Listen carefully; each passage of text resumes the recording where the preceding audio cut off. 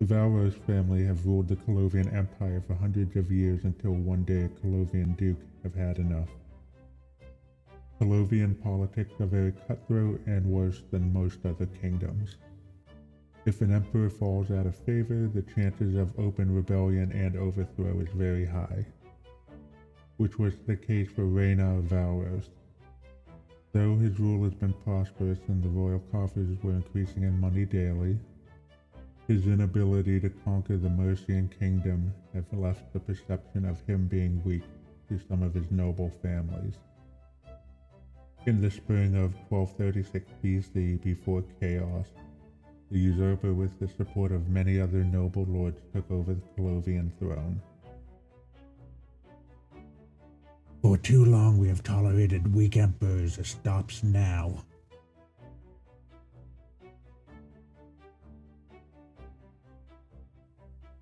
Lord Areneos used his family's power and influence to abduct Emperor Raynar while he was traveling and dragged him to Mireworth Keep.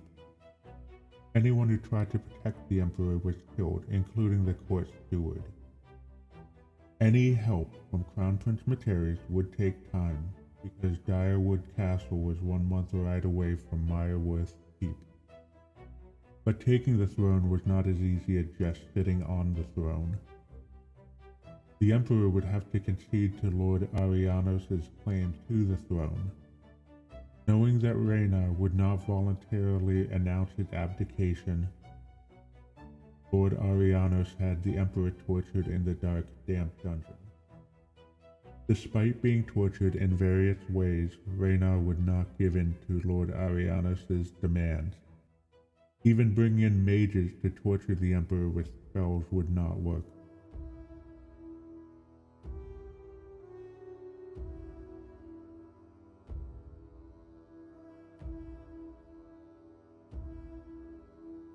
Crown Prince Meadery immediately raised an army and marched on Mireworth Keep. Lord Areneos threatened to kill the emperor at the first sign of assault. Thinking he could use the emperor as a hostage and come to terms with Meadery for peace, he did not know the Crown Prince. The royal army surrounded the keep and the royal navy blockaded it. Meadery refused to parley until the emperor was released. Lord Areneos did not foresee such a response from the Crown Prince. After 3 months, Meadery's patience was at an end, and he demanded that the emperor be released, or that he would storm the keep and put every man, woman, and child to the sword.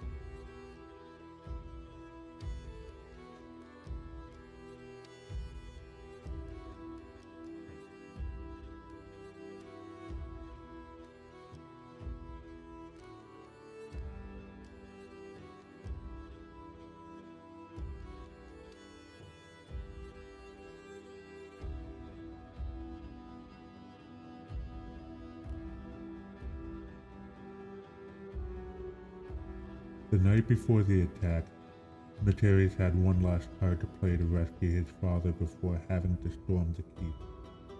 His battle mages finally arrived from West Crest. With their help, a thick fog formed over the keep, making visibility very low. Even the light from the torches and the braziers could barely penetrate the fog. At midnight, Meadery sent in the Crimson Blade, an elite unit from the royal army. Under the shroud of darkness and fog, they neutralized the guards on the wall and infiltrated Mireworth Keep. After fighting their way through the castle, deep in the dungeon they found their emperor and carried him back to the safety of the royal army. But all was in vain because of the torture from the guards in the keep. The emperor breathed his final breath as soon as he was returned to Meadery's tent.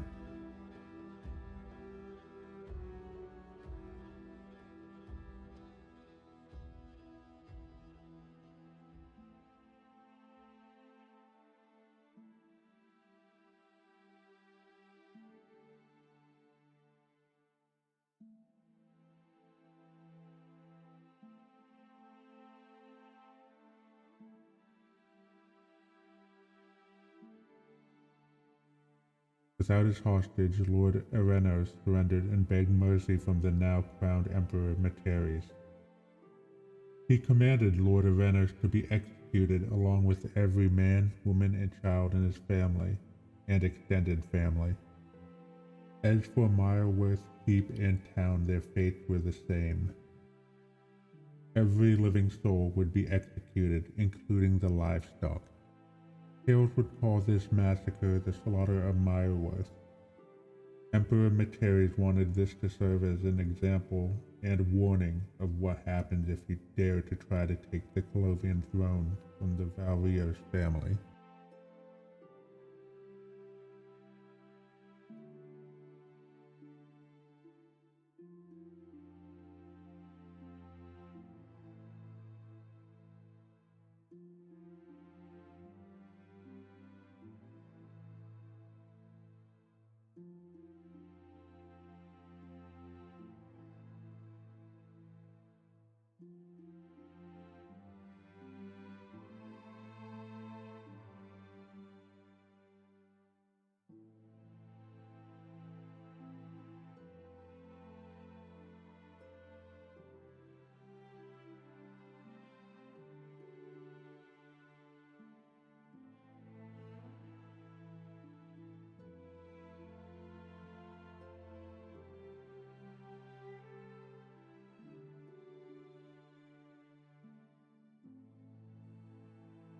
Hey guys, I hope you enjoyed this lore time-lapse video. Please leave a comment, a like, and subscribe. Also hit the notification bell to stay up to date with my videos in the future. Until the next one, bye.